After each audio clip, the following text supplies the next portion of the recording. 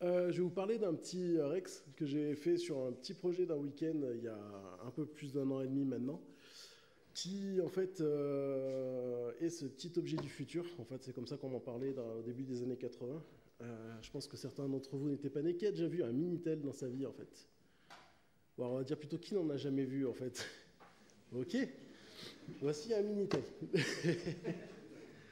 Quand j'ai fait mes études d'info, j'avais à peu près la même chose pour bosser en fait. Voilà, donc je suis vieux.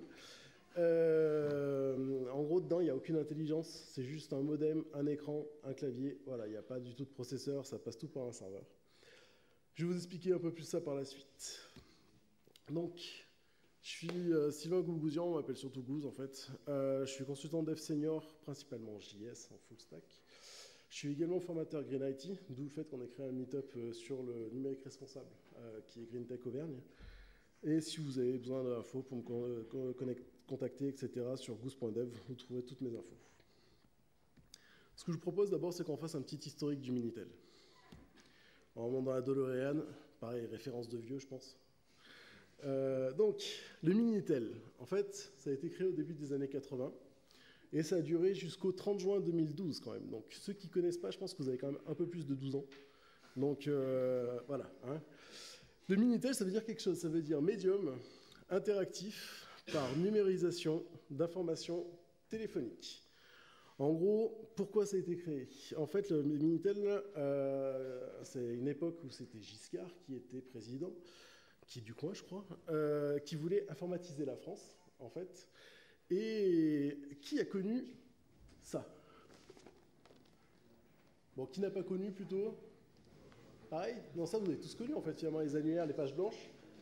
C'est simple, à l'époque, on cherchait son pote dans la ville d'à côté. Moi, en fait, je viens du sud de la Drôme.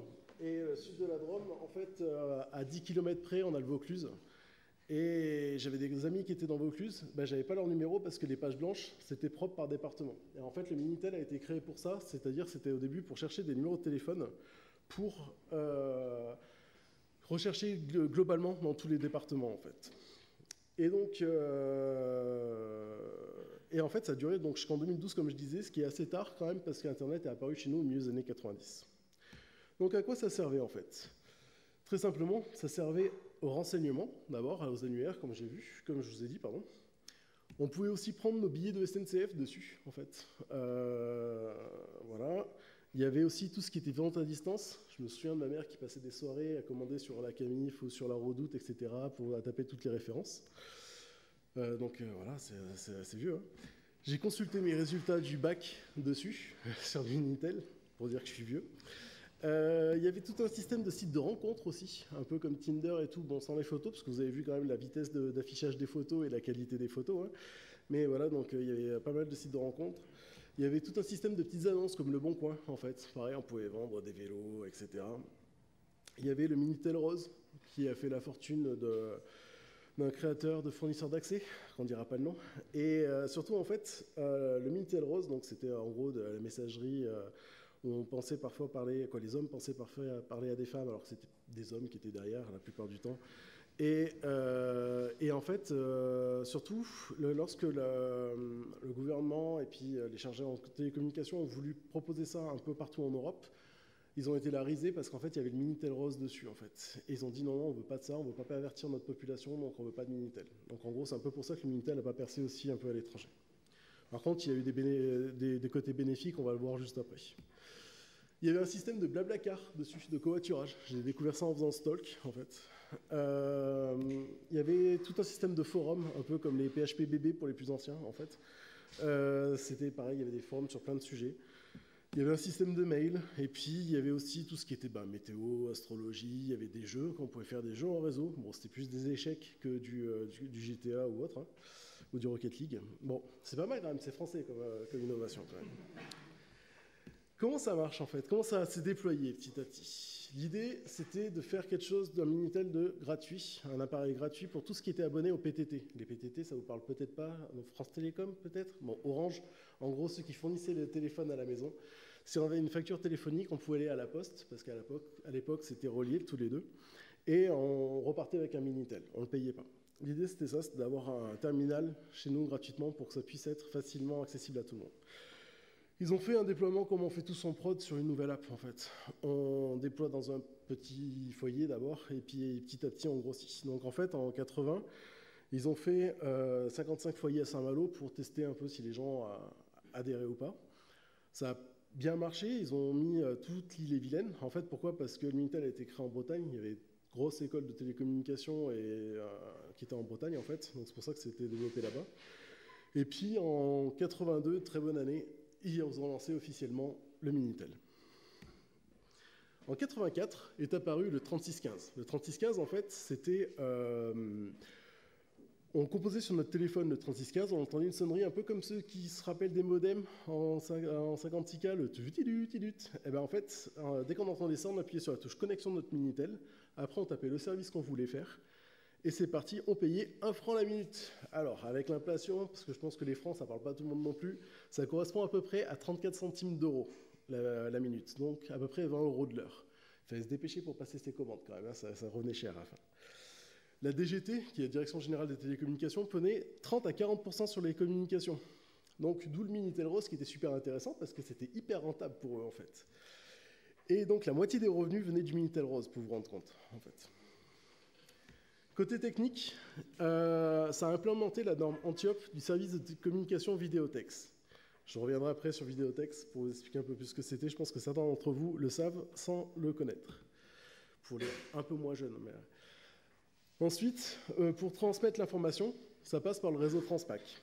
Transpac, en fait, en 77, il y a eu un choix à faire entre deux technologies. La première, c'est Transpac, la deuxième, c'est Cyclade.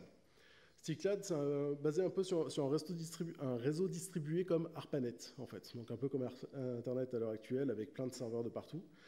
Transpac, eux, c'était un serveur à un endroit, et puis il y avait des commutateurs un peu partout en France pour relayer l'information, pour redonner du PEPS dedans. Et en fait, l'État, il s'est dit, c'est cool, Transpac, on peut tout contrôler, vu que tout passe par un seul endroit, en fait. On va prendre Transpac. Je pense que c'était un mauvais choix pour la suite. Mais bon, c'est pas mal, hein, c'est français comme choix. Vidéotex, c'est un service de télécommunication qui permet d'envoyer des pages, à la fois textuelles et images, sur des terminaux qui sont de type télévision, Minitel, des vieux écrans, en fait. Je pense que ça vous parle un peu plus pour certains. Ouais, les plus jeunes. Ouais, sur votre télé, il y avait une touche qui s'appelait Télétexte, qui permettait d'avoir des informations. Et en fait, on retrouve à peu près les mêmes sujets que je vous ai présentés tout à l'heure, en fait. On trouve de l'astro, trouver les résultats du bac, les réseaux célibataires, tout ce qui militait, en gros, tout ce qui était aussi un peu elle te charme en vidéo, tout ça. Donc voilà, tout ce côté-là, très lucratif, était aussi présent. Côté technique, en fait, un Minitel a une résolution, attention, de 40 caractères sur 24 rangées. Une grosse résolution, hein. Heureusement pour ça, pour faire des images, ils sont passés par un système qui était appelé le mode semi-graphique. En gros, c'est que le caractère qui était affiché sur une rangée et sur une ligne, on pouvait le décomposer en 6 pixels, grosso modo. Ça permettait d'avoir donc 2 horizontaux et 3 verticaux. Et en fait, ce mode-là était capable d'afficher aussi donc 8 niveaux de gris. Par contre, on avait droit qu'à 2 couleurs par caractère. Ce qui permettait d'afficher, par exemple, une superbe carte de l'Aquitaine. Je suis très bon en géographie, hein. On reconnaît quand même un peu la Bretagne. Mais en fait, on voit qu'il y avait des Minitel qui existaient en couleur aussi. Mais ça permettait donc de faire des cartes météo un peu sexy par rapport à ce qu'on pouvait trouver. Tout à l'heure, je disais aussi en fait que le Minitel, donc Minitel Rose, etc., je sais, désolé pour le code de conduite, à l'époque, nous, quand on était jeunes, on se souvient toujours tous d'un service qui s'appelait le 3615 ULA. Et en fait, il y avait plein d'images qui étaient très osées dans la rue sur publicité, mais sur Minitel, pour vous rendre compte, ça donnait ça, en fait, la page d'accueil. Il fallait être assez imaginatif, en fait. Voilà. Et c'est ça qui a fait la fortune de pas mal de gens. Donc en gros, finalement, avec cette nouvelle résolution pour faire des dessins, en fait, on arrive à une résolution finalement de 80 pixels par 72 pixels. C'est pas fou, mais c'est déjà mieux que 40 par 24. Hein. À cela, on a, pour le mode semi-graphique, il y a un tableau qui permet de dire, je vais encoder sur 7 bits les caractères. Donc l'alphabet plus les caractères en mode semi-graphique. Donc on voit clairement que pour qu'il y ait un caractère, il faut que le bit numéro 6 soit à 1. Donc ça veut dire que sur les 5 autres caractères, je vais pouvoir encoder mon motif. Plus concrètement, ça donne ça, pour la structure d'un caractère. En fait, tout en haut, c'est le bit numéro 0, le 1, le 2, le 3, le 4 et le 6, puisqu'en fait, sur le tableau que je vous ai montré, à l'époque, les tableaux commençaient à 1 et pas à 0, comme maintenant en informatique. Donc, le bit numéro 5 est forcément à 1. Ce qui me donne pour le motif C, en fait, le 1, 1, 1, 0, 1, 1, 1. Bon, on va dire en hexa, ce sera plus simple, 77. Donc là, avec ça, je suis capable de faire la lettre C. Donc, on a compris comment on génère un motif sur un petit caractère. Ok, maintenant, j'aimerais bien comprendre comment fonctionnent les couleurs. Pour cela, en fait, il y a une dominante en physique qui s'appelle la luminance, ou luma. C'est une partie du signal qui transporte l'information de luminosité de chaque élément de l'écran. En technique vidéo-couleur, c'est la partie du signal qui, commune avec la vidéo en noir et blanc, transpose l'information de luminosité de chaque élément de l'écran. Avec ça, on va être capable de faire donc des niveaux de gris. C'est une formule mathématique qui dit que à partir des composantes RVB, je vais avoir un chiffre qui va être aussi de 0 à 256, comme le RVB. Vous allez voir, en fait, côté technique, là, on retrouve pas mal de choses qu'on retrouve côté web, côté front avec les couleurs, et aussi côté ceux qui font de la CLI avec les outils de couleurs. Donc là, sur chaque écran, à l'époque, il y avait sa formule. Vous prenez une marque Radiola, ah non, ça n'existe plus, prenez une marque Philips, ouais, ça existe encore en télé. Ils avaient chacun leur calcul de luminance, en fait, qui correspondait pour mieux rendre sur leur écran. Donc sur le Minitel, en fait, c'est 0,299 multiplié par la composante de rouge qui est entre 0 et 256, plus 0,587 de vert, plus 114 de bleu. Si on additionne tous les facteurs, ça donne 1, donc ça veut dire que ma luma, elle sera comprise entre 0 et 256. Par exemple, si je prends un blanc pur, donc je multiplie tout par 255, en effet, je trouve 255. Si je prends un bleu pur, j'ai une valeur très basse qui est de 29,5. Donc en gros, le bleu est très peu lumineux par rapport à un blanc. Ce qui nous donne donc, ça je pense aussi, ça vous vous en souvenez de cette image pour certains, pour les plus anciens, à l'époque quand la 5, il n'y avait plus les dessins animés, que Arte n'existait pas. On avait droit à Lamir. Lamir, en fait, a deux avantages. Le premier, c'était de tester que les couleurs fonctionnaient bien, le contraste, tout ça, et permettre aussi d'afficher différents panels. Donc les couleurs, en fait, qu'on a de dispo, les 8 niveaux de gris qui seront convertis, c'est le noir, le bleu, le rouge, le magenta, le cyan, le jaune et le blanc. Comme vous pouvez voir, il y a des valeurs de luminance qui sont un petit peu aléatoires, quoi pas aléatoires, mais qui ne sont pas fixes entre les deux. Donc moi, j'ai pris une valeur simple, 256 divisé par 8 égale 32. Bon, donc tous les 32 changeraient, de 0 à 32 je serai en noir, de 32 à 64 je serai en bleu, et je pense que vous avez compris la suite. Voilà donc la table de conversion que je vais prendre par la suite. Donc pour résumer, en fait, on sait qu'on fait des motifs de 2 par 3. On a 2 couleurs parmi 8, dont une qui sera le texte et l'autre le surlignage. Donc le background, color et la color. Si je prends par exemple cette image, bon, c'est là où j'aurais dû donner ce talk et j'ai chopé le Covid à l'époque, j'ai pas pu le faire. Donc voilà, c'est donc ce Nintech qui est une petite image. La première chose que je fais, je la redimensionne en 80 par 72. Dedans, en fait, je vais faire un traitement par bloc de 3. Donc, je vais prendre un petit bloc de 6 pixels.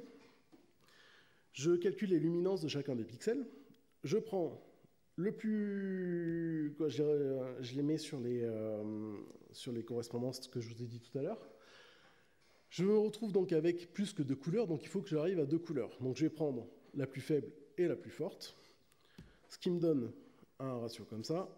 Et puis en fait, la petite subtilité, lorsque j'ai fait dans le week-end ce petit projet, je trouvais que les images qui rendaient, elles n'étaient pas hyper jolies. Je suis bon, d'accord, c'est un Minitel quand même, mais bon, je devrais retrouver à peu près les mêmes contrastes de couleurs, tout ça. En fait, il fallait savoir que l'ordre des couleurs que je vous ai donné tout à l'heure n'est pas le même sur le Minitel. Sur le Minitel, en fait, c'est du noir, rouge, vert, jaune, bleu, magenta, cyan, blanc. Je ne sais pas pourquoi ils ont fait leur propre ordre, mais résultat, bon, une petite table de correspondance. Et ça fait qu'on arrive au dernier motif. Donc ok, résultat, je sais que si je prends toute mon image et que je la fais de traitement de 2 par 3, je peux avoir un résultat. Bon, je vous l'agrandis un peu plus. Voilà l'image qu'on avait, elle est classe, hein. C'est exactement la même qui s'affiche sur le Minitel. Donc la table de conversion fonctionne bien. Ok, donc c'est cool, je sais convertir une image pour l'envoyer, mais par contre, bah, comment ça se passe pour l'envoyer? En fait, je sais pas si en cours d'info, je sais que moi à l'époque ça se faisait, au début des années 2000, on étudiait les trames FTP en fait. Et donc on avait tout ce qui était checksum, etc. en fait, pour vérifier que les trames étaient bien envoyées. Bah là, il y a un peu la même logique en fait, où on envoie des caractères un peu spéciaux pour dire bah, attention, je t'envoie une trame, elle est de telle nature, etc. Donc le premier caractère qu'on va envoyer au Minitel, c'est 0C pour lui dire je t'efface ton écran. Ensuite, tu passes en mode semi-graphique et après on va envoyer les motifs. Pour les motifs, en fait, pour les motifs, on a un caractère de séparation pour dire attention, ça va être un motif que je t'envoie, donc 0, 1B. La couleur de texte, 40 plus une valeur de Minitel, donc comme j'ai dit tout à l'heure, le 0 c'est le noir, le 1 ça va être le rouge, etc. Ça, vous l'avez exactement la même chose quand vous faites les outils de CLI, en fait. Quand vous faites les codes couleurs, c'est exactement le même principe. Vous avez un 0x40 plus une valeur, une séparation, et puis la 0,50 pour le fond. C'est le même principe qu'on a sur les outils de CLI. Et donc le motif sur un octet, qu'on a vu tout à l'heure. C'est cool, je sais faire ma trame. Donc, on va passer à une petite partie un peu électronique. Le Minitel, à l'époque, il fallait le brancher à la prise téléphonique, tout ça. J'avais un peu la flemme de faire un serveur, ça existe, hein, on peut faire un serveur Minitel. J'ai préféré bidouiller pour qu'il soit connecté au Wi-Fi, en fait. Pour cela, en fait, on a derrière le Minitel, on a une petite prise qui s'appelle la prise DIN, qui ressemble un peu aux prises MIDI, où il y a 5 fiches dessus. En gros, c'est du RS-232 standard, avec 3 pins, qui sont le RX pour lire, TX pour transmettre et la masse en fait pour que ça soit bien compris l'information. En gros, ce que j'avais sous la main, c'est ça, c'est un ESP32, c'est aussi grand que ça. Vous voyez, c'est tout petit, ça c'est aussi grand que mon pouce. Et j'ai soudé là-dedans en fait sur ces pins là, de telle manière que en fait, avec des petites résistances. Pourquoi? Parce qu'en fait, on fait des résistances de pull-up pour nettoyer les ondes électromagnétiques. Là-dedans, il y en a énormément, en fait. Si on ne met pas de résistance, en fait, sur les Arduino, quand il n'y a pas de pin qui est branché, en fait, il va considérer que dès qu'il a un certain seuil de voltage, il va dire, OK, la pin était à 1 et l'autre, elle était à 0, en fait. Et moi, je veux vraiment que quand elle soit à 1, elle est à 1, et quand c'est à 0, c'est à 0. Donc, avec deux petites résistances de pull-up, résultat, on est tranquille. On a un signal qui est assez clair. Pareil, comme je vous dis, je fais ça en un week-end. Je ne suis pas sur Rome non plus. En fait, je me suis aidé de petites librairies. Donc, Eric Sarandour qui a fait une librairie qui s'appelle Minitel 1B, qui est nickel pour les ESP, pour les Arduino, qui permet de communiquer avec le Minitel, afficher des images. Il y en a un qui a repris un projet qui permet de faire des jeux style Pong, etc. dessus, en fait. Donc, librairie très cool. Je vais vous passer rapidement, en gros, comment ça marche en Arduino, parce que je vois le temps qui défile. Hop. Et donc on passe à la partie Twitch. En fait, pourquoi j'ai fait ce projet-là? C'est que je stream de temps en temps, de moins en moins maintenant parce que j'ai moins en moins de temps, mais en fait je me disais j'aimerais bien avoir de l'interaction avec mes viewers en fait, plus que juste le chat. Et j'avais un Minitel qui traînait dans mon arrière-plan, donc je me suis dit bah, pourquoi pas les gens puissent faire une commande comme on peut le voir en fait, et ils affichent une image en fait. Après, je me suis dit, bon, ils vont afficher une image, ils vont chercher une URL, je peux avoir des soucis avec Twitch. Bon, on va faire de l'IA, on verra juste après. Mais d'abord, comment fonctionne un bot sur Twitch? En fait, sur Twitch, on a deux parties. On a la partie vidéo et la partie chat. Le bot, lui, quand on code un bot, il est capable de se connecter à n'importe quelle chaîne, en fait, Twitch, et il va lire forcément le chat. Le bot, il a plusieurs interactions avec le chat. Dès qu'il y a un événement qui est levé, il y a un événement qui est levé dès qu'il y a un message qui est posté. Lui, il a la possibilité d'écrire dans le chat, on lui donne un token. Et pareil, j'ai voulu gagner du temps, je suis passé par une vieille librairie qui est plus maintenue depuis 2-3 ans, mais qui fonctionne toujours bien, TMI.js. En gros, je dis, bah voilà, je crée un nouveau client de TMI, le channel, donc ma chaîne Twitch, et puis je lui dis, bah, dès que tu as un message qui est levé, si c'est toi qui as écrit le message, tu fais rien, en même temps, je lui fais pas écrire, donc voilà. Sinon, tu me traites le message. Quand il traite le message, donc je regarde si la chaîne de caractères commence par point d'exclamation 3615, ok, ça veut dire que c'est une commande qui est adressée pour le bot, et ensuite, je traite le message. Comme vous pouvez le voir ici dans la boucle if, tag mode ou badge broadcaster, en fait, Twitch, quand il y a un message qui est levé, il dit celui qui a posté le message, en fait, bah, c'est soit celui qui est en train de streamer, ou soit c'est un modo, en fait. Donc, moi, j'ai autorisé pour mes modérateurs ou pour moi de mettre directement un lien d'image. Sinon, en fait, je charge une image et je considère que ce que la personne a écrit, c'est un prompt. En gros, j'utilise Tab Diffusion sur la bécane pendant que je stream pour générer des images. En gros, Tab Diffusion, je ne sais pas si vous connaissez, c'est un peu un DALL-E à la maison, en fait. Il est open source, mais ce n'est pas un logiciel libre, parce qu'il a des contraintes dans certains cas d'utilisation. Je me suis basé sur la SDXL pour générer des images en 1024 par 1024. Je pense que je vais changer de modèle pour faire un 512 par 512 pour que ce soit plus rapide à générer les images quand même. Alors, on fait quelques paramétrages, on définit le nombre d'étapes, donc plus il y a d'étapes, plus il y a de la qualité. Pareil, on joue avec le Classifier Free Guidance qui permet de plus c'est gros, plus c'est réaliste en fait. Le negative prompt et le prompt. Le negative prompt en fait c'est pour lui dire certaines choses en fait je veux vraiment pas qu'elle y soient. Donc ça c'est plus moi qui les ai mises par exemple sur mon code. Donc là je lui dis que tu me génères des images en 512 par 512 quand même sur un modèle qui a été entraîné en 1024. Le prompt, je le prends tel qu'il a été écrit. Je rajoute aussi, tu me le mets en noir et blanc, parce que j'avais des meilleures qualités d'image quand c'était en noir et blanc. Et en negative prompt, je suis not safe for work, en fait, pour pas avoir trop de soucis avec Twitch, quoi. Et donc là, ça me génère des images à peu près au bout de 10 secondes sur le Mac. Donc c'est assez tolérable, surtout que j'ai pas tant de viewers, ça, donc c'est cool. Et ensuite, une fois qu'il a calculé l'image, je l'affiche dans le Minitel, en fait. Pour conclure ce talk, en fait, ce projet m'a permis de ressortir du placard, pour certains, du grenier, de la cave, etc., un vieux Minitel qui a bercé l'enfance de certains d'entre nous. Le talk fait aussi un peu le pont entre la modernité avec Twitch et la nostalgie de Minitel pour nous. Donc c'était une découverte, je pense, pour les plus jeunes de Minitel. C'est un peu de la nostalgie pour les moins jeunes. Voilà, je pense que Minitel, on a passé...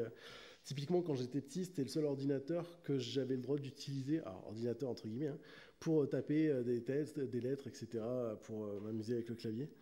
Encore, j'ai eu de la chance. On a eu un Minitel, c'était pas celui-là, mais c'était le même modèle en fait, où le clavier était en QWERTY, parce que les premiers Minitel étaient sortis en ABCD. Voilà. Ouais, c'était en AZERTY, pardon. Mais les premiers Minitel, c'était ABCD, EFGH, voilà. Donc, ils se sont dit, bon, ça serait con, parce que les ordis, tous ont un clavier AZERTY, pourquoi on ne se mettrait pas quand même un clavier AZERTY, quoi. Donc voilà. Toutes les sources du projet, elles sont dispo sur mon GitHub, sur 36 Twitch. Et puis, pour moi, je pense qu'il y a eu une erreur il y a 47 ans sur le choix de Transpac, parce qu'en fait, on était quand même bon côté informatique, puisqu'Internet, le World Wide Web était inventé en France avec le CERN. Si on avait peut-être choisi ARPANET, peut-être que la Silicon Valley, elle serait en France, en fait. Après, je pense que le Minitel a inspiré d'autres personnes, un peu comme Steve Jobs, par exemple, sur le côté où on prend 30% des frais. Voilà. Pour les plus vieux, je pense que ça ressemble aussi un peu à les premiers iMac, en fait. Ils ressemblent un peu. Donc, je pense que Steve Jobs s'est inspiré du Minitel. Il y a du survivalisme dans le Minitel. L'IoT Doxer, par exemple, si vous composez ce numéro de téléphone et que vous appuyez sur connexion sur votre Minitel, s'il est relié à la prise téléphonique, vous avez des vieux services qui fonctionnent toujours, style la recherche des pages blanches.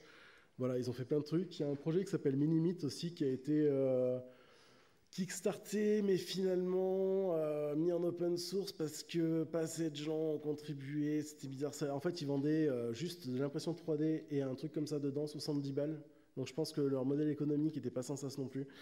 Mais bon, ça fait qu'il y a pas mal de plans qui sont dispo. Voilà. Donc le crédit. Hop. Et puis quelques remerciements. En fait, le magazine Programmé 258 m'a permis de faire un article sur tout le fonctionnement, comment ça fonctionne. Donc je remercie François, l'éditeur de Programmé.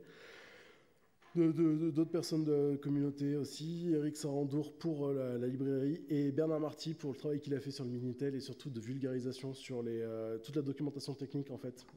C'est un des créateurs du Minitel et il a pas mal documenté pour que les gens puissent continuer de bidouiller dessus en fait. Voilà, je vous remercie et si vous avez des questions.